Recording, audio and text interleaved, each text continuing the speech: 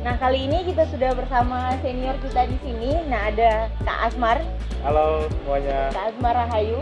Nah, Kak, selamat datang di podcastnya Al Jazari. Okay. Nah, kali ini Kak, Kak Asmar ini kesibukannya sekarang itu lagi ngapain, Kak? Kerja lah. Oh iya, maksudnya kerjanya. Lagi kerja. Saat ini saya kebetulan di perusahaan swasta, salah satu perusahaan swasta bergerak di bidang distributor properti alat bangunan, megang area Sulawesi, Gorontalo dan Maluku Utara. Besar sekali kan, enggak? Wilayahnya yang besar, gajinya enggak. Oh iya. Kayak gitulah. Nah, Kak, di sini kan Kak waktu Kak Asmar masih kuliah kan, Ya. Kak Asmar juga aktif di organisasi. Nah, Ya, betul. salah satunya di Pergerakan Mahasiswa Islam Indonesia atau PMI. Ya. Nah, Kak, di sini dari Al Jazari, dari kita itu mau bertanya. Nah, apa sih bedanya, Kak? Misalnya ada mahasiswa yang pada saat dia masih kuliah dia aktif dalam organisasi, dan ada beberapa mahasiswa juga yang tidak ikut apa-apa atau tidak aktif apa-apa. Nah, yang membedakan kita nanti pada saat kita di dunia kerja itu bagaimana, Kak? Pertanyaan yang bagus sekali.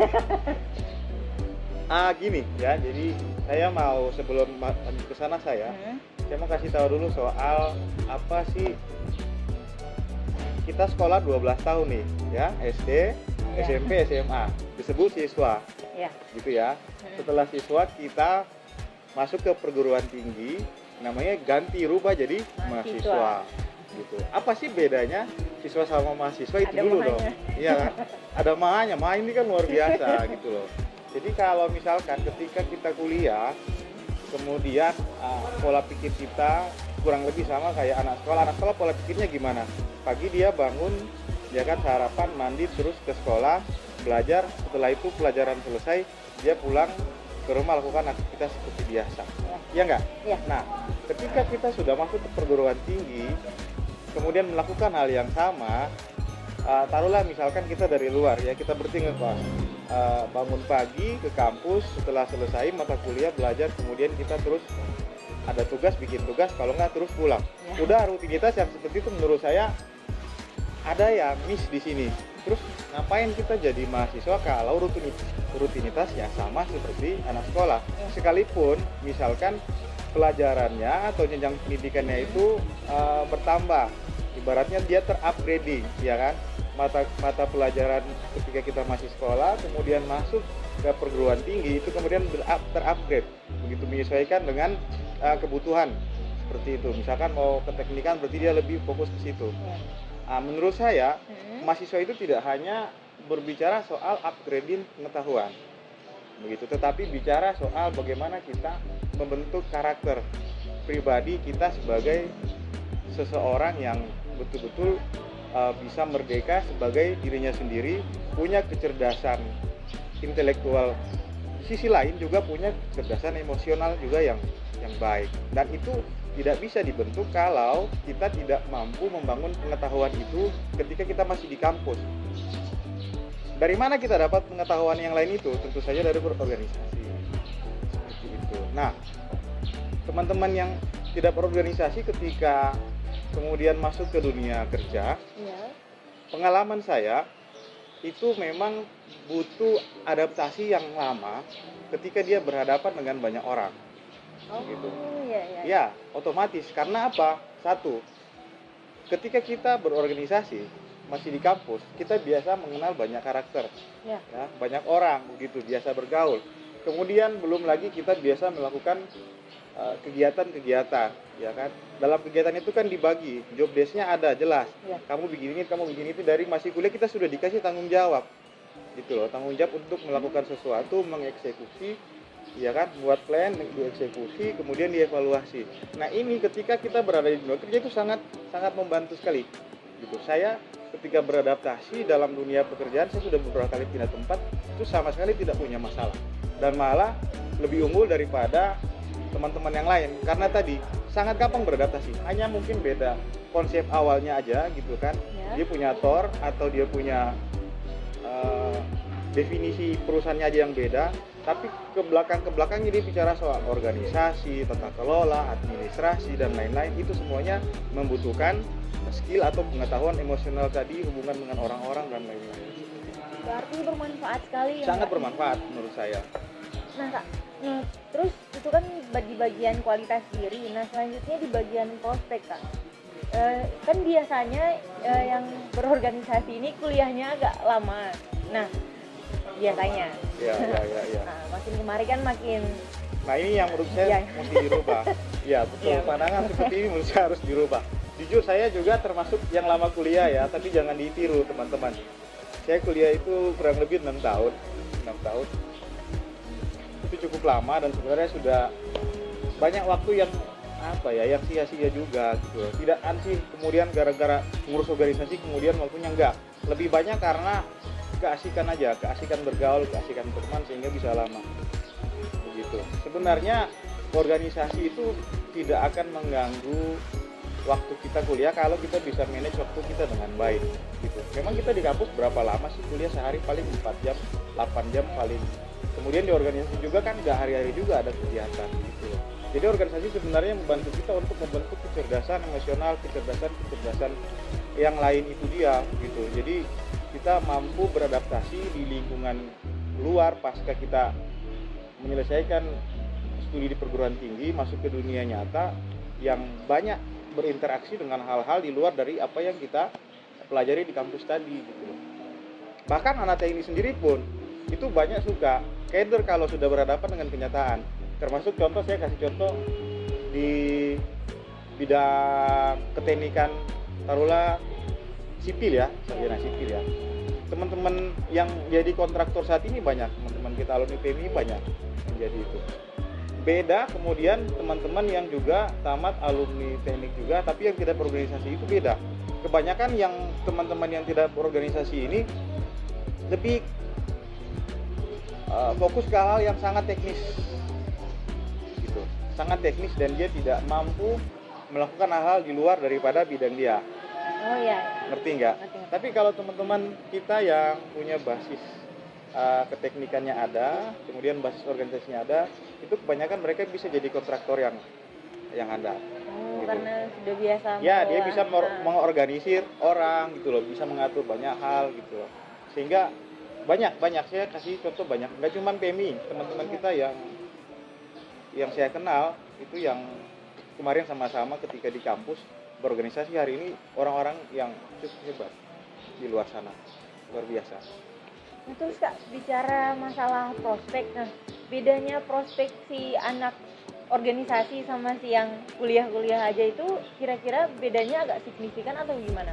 Gini sih, kadang-kadang saya mau kita lepas dari dikotomi itu dulu. Oh iya. Ya, yang organisasi dan nggak mungkin ini penting bagi mahasiswa, tapi ketika sudah di luar sana mungkin bedanya hanya tadi itu soal bagaimana kita beradaptasi dengan lingkungan.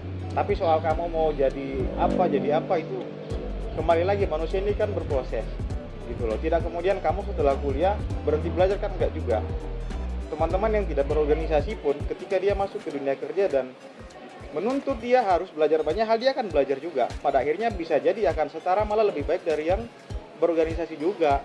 Iya. Gitu loh. Karena ya tadi namanya hidup kita kan ada proses belajar itu gitu. Jadi mau di bidang apa aja, kalau kita terus mau belajar ya kan, mengupgrade diri gitu, ya kita bisa masuk di mana aja. Nah, terus Kak, sekarang kan lulusan teknik kan sudah cukup banyak dibanding beberapa tahun yang lalu. Ya. Nah, bagaimana pendapat Kak Asmar mengenai tenaga kerja asing yang diimpor ke Indonesia? Oke. Itu menurut Kak Asmar itu bagaimana? Jadi begini, satu ya, memang jumlah sarjana kita semakin hari memang semakin banyak. Begitu. Daya serap, bicara soal daya serap tenaga kerja ya, baik itu di negeri ya, di perusahaan, di swasta juga boleh dibilang terbatas. Gitu. Di sisi lain ternyata pemerintah kemudian membuka kesempatan untuk berdirinya perusahaan asing ya kan, maksudnya investasi tadi untuk menarik modal dan kemudian harapannya adalah dari investasi itu bisa mendapatkan income dari situ ya, secara baik itu secara hasilnya ya, pajaknya, ataupun dari sumbangan tenaga kerja yang akan diserap dari situ ya. Tapi kembali lagi, yang namanya investasi ya nggak cuman sama ya, perusahaan manapun deh dari negara luar investasi mau ngasih duit ibaratnya ke kita, itu pasti ada yang namanya perjanjian kerjasama, ada take and give-nya dong, nggak gratis dong. Ibaratnya saya punya duit, saya ngasih kamu kan, saya juga butuh sesuatu gitu loh. Ya kan? Nah, take and give ini yang kadang-kadang menurut kita itu beberapa merugikan gitu. Nah, kenapa hari ini begitu banyak tenaga kerja asing yang masuk ke negeri kita, itu tidak lepas dari perjanjian kerja itu gitu loh. Perjanjian kerja antara B2B itu pemerintah, B2B itu antara pemerintah Indonesia dan pemerintah asing. Mereka mau masukin modalnya ke kita, mau investasi dengan syarat. Syarat dia ya. Gitu. Dengan syarat tadi misalkan presentasinya tenaga kerja saya 1, kamu punya 10. Kita kan nggak tahu, yang atur ini pemerintah. Gitu. Sehingga ketika kemudian ini jadi dan kemudian tenaga kerja masuk, memang kesannya seolah-olah kok pemerintah ini kita banyak pengangguran tapi masih aja masukin. Itu resiko investasi. Di mana-mana seperti itu resiko investasi yang kita nggak bisa hindarin. Gitu. Kalau mau pekerja asing nggak ada, ya sudah, berarti nggak ada investasi asing. Titik. Itu aja. Bukan soal kualitas SDM kita nggak bagus, bukan soal itu, tapi soal tadi lebih kepada itu kalau yang saya lihat. Soalnya kan perspektif sekarang Kak, dengan adanya tenaga kerja asing ini malah sama dia yang bilang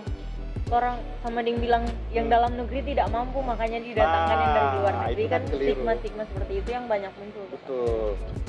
Kalau kita mau melihat lebih luas lagi, sebenarnya tidak sedikit kita punya SDM orang-orang Indonesia itu yang punya kapasitas itu bekerja di perusahaan-perusahaan asing di luar.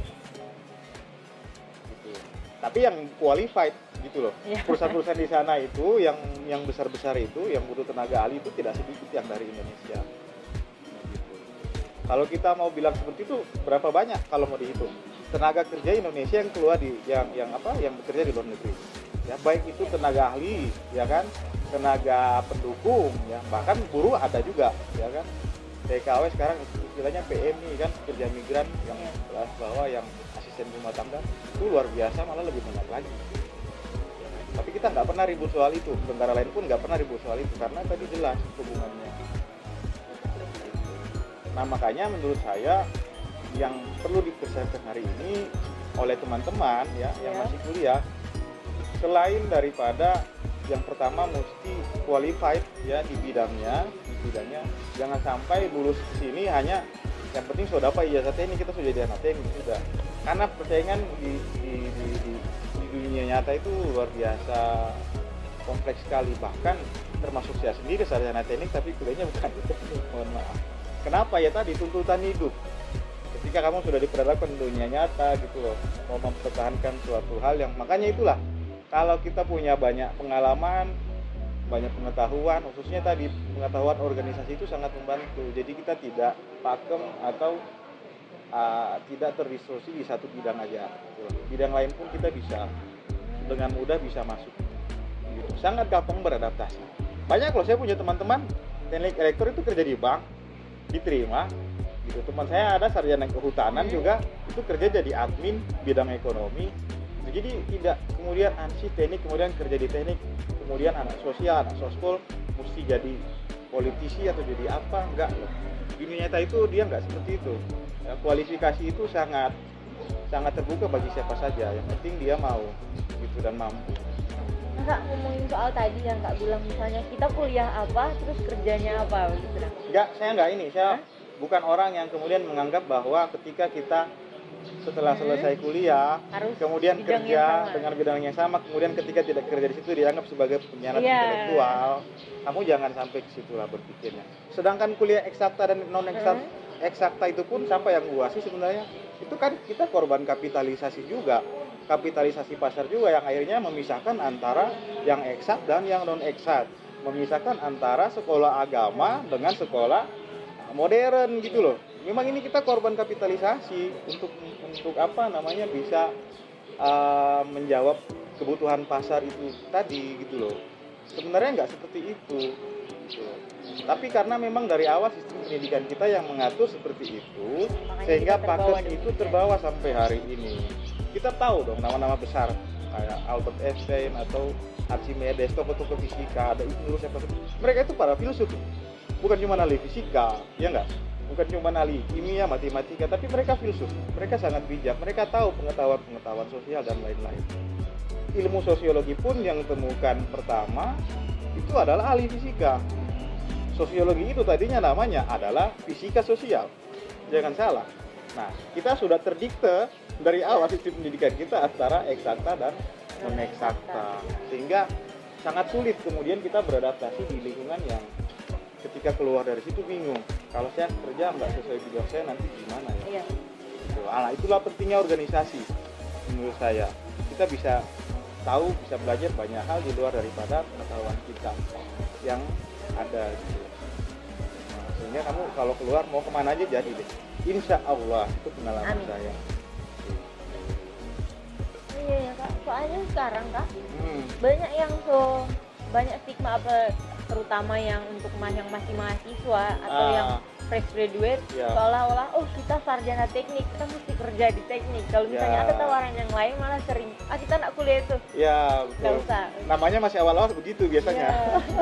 Idealis sekali ya. Takut dibilang tadi kan penyiaran intelektual. Sia-sia dong saya belajar 4 tahun, Iya, 5 tahun, ya Terus kan? kerjanya Kerjanya bidang di yang lain. Nah, itu tadi kalau Sasa dari masa kuliah belajarnya gitu-gitu aja pasti akan bilang sia-sia.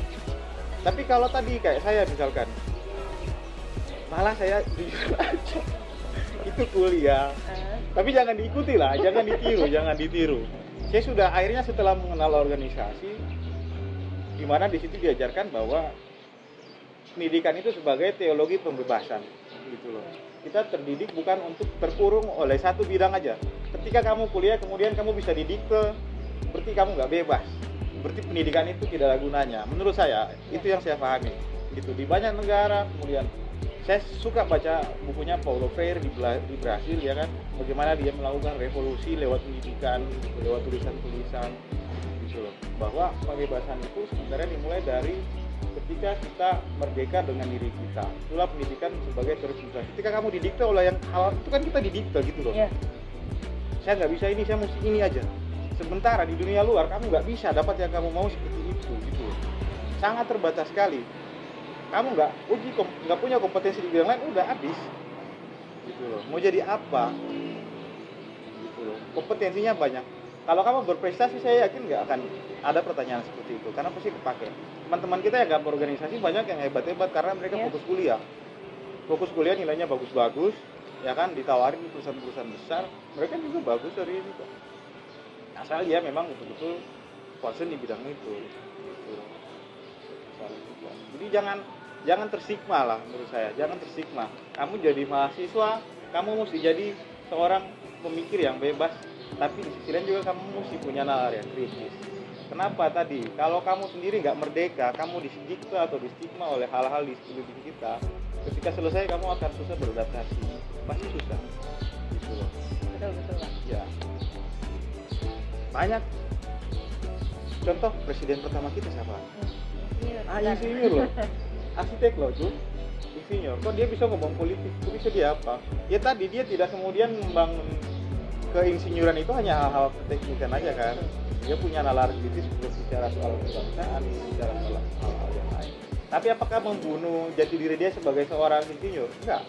Banyak karya-karya beliau yang sampai hari ini masih berdiri kokoh, ya kan? Gelora Bung Karno, Masjid Istiqlal, Gedung MPR, itu semua karya Soekarno loh. Ya, Bundaran Harmoni itu karya Soekarno semua, jangan salah. Habibie insinyur juga. Nah, jadi jangan berstigma. Itulah, jadi mahasiswa menurut saya harus belajar banyak hal. Organisasi itu penting, sangat penting. Biar kita bisa menjadi pribadi yang lebih baik menurut saya.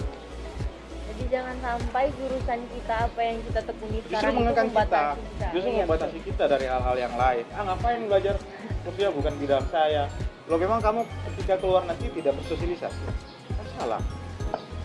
Justru itulah kelebihan kita, anak teknik eksakta. Kita sudah punya keahlian di bidang eksakta itu sistematis, ya. Kita biasa belajar secara sistematis ketika keluar, apalagi di perusahaan, di perusahaan-perusahahan itu kan memang dia sistematis sekali, sangat cepat kita beradaptasi. Kita biasa hitung-hitungan, kalkulus, integrasi segala macam, masuk perusahaan dia punya sistem A, B, C, D sudah teratur, gampang beradaptasi. Bicara hitung-hitungan, makanya di bank itu dia lebih milih anak teknik daripada anak ekonomi. Iya Kan? iya. Karena anak teknik lebih jago soal hitung-hitungan. Nah itu, justru kita malah punya kelebihan. Walah. Itu. Kok jadi tegang gini ya? Tadi saya pengennya itu baku seduh. Mungkin topiknya Stoka. Iya, dan kita juga terlalu bersemangat. Begitu. Ya, dimaklumi Oke. saja. Oke Kak, mungkin terima kasih untuk Oke. bukan diskusi sih ini namanya Ya. apa sih? Ya, begitulah. Gitulah. Yang Intinya. sangat berfaedah ini juga Semoga sangat berfaedah ya. Amin. Sekalipun sedikit saja. Tapi diskusi kali ini tuh sangat merubah pemikiran kita di mana kita jangan sampai kaku dan jangan sampai dikekang oleh apa yang kita pelajari sekarang. Ya, justru kalau bisa menurut saya belajar banyak hal itu belajar justru banyak lebih hal. bagus. Iya. Tidak ada batasan untuk belajar ya, pelajari ada apa yang kita batasan. bisa, Tidak pelajari ada. apa yang kita Tidak bisa. ada. Tapi jangan sampai meninggalkan apa yang kita tekuni juga. Nah, begitu itu kan, yang Kak? paling Atau penting bagaimana? menurut saya. Terakhir ya, jadi gini, kadang-kadang kita itu sama saya sendiri pun, kita nggak ngerti sebenarnya passion kita ini di mana. Iya. Saya sendiri ini balik ke pengalaman masuk ke jurusan ini pun saya alumni teknik elektro ya.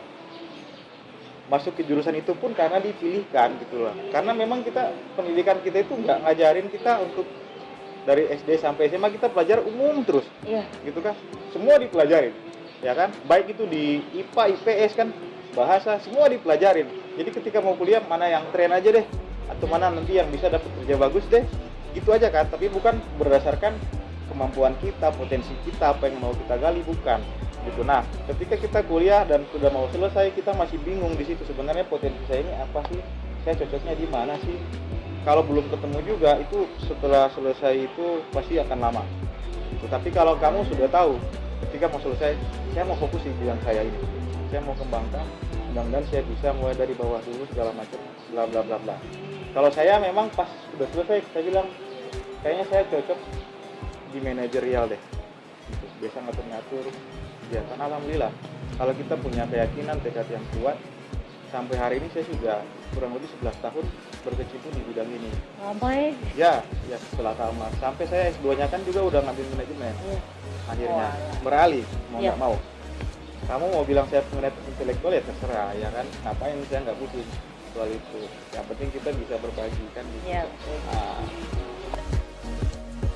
Ah, Mungkin kita sudah di ujung untuk Hmm. percakapan kali ini. Iya. Nah, untuk berbagi, gimana tips-tips dari kakak untuk teman-teman kita, untuk sahabat-sahabat kita yang menonton ini? Lalu, bagaimana tips-tips juga sekaligus closing statement dari Kak Asmar sendiri? Oke. Ya, closing statement-nya ya kuliahnya diselesaikan ya. Ya, siap.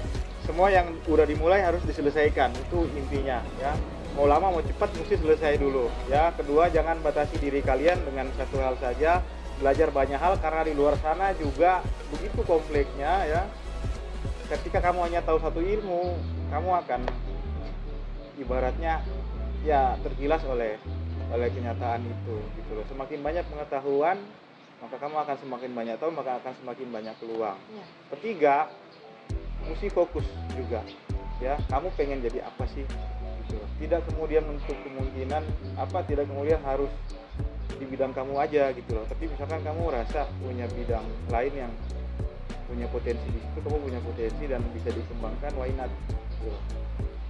Ya, terakhir serius gitu. Mesti serius, segala hal mesti serius, mesti konsisten ya. Ibaratnya kita padi ya, beras yang kita makan itu nggak langsung jadi beras ya, kita mesti nanam dulu ya, susah gitu baru dia jadi padi. Waktunya langsung nggak ya, 3 bulan ya, dipupuk ya, panas-panasan segala macam. Ini nggak ada yang instan.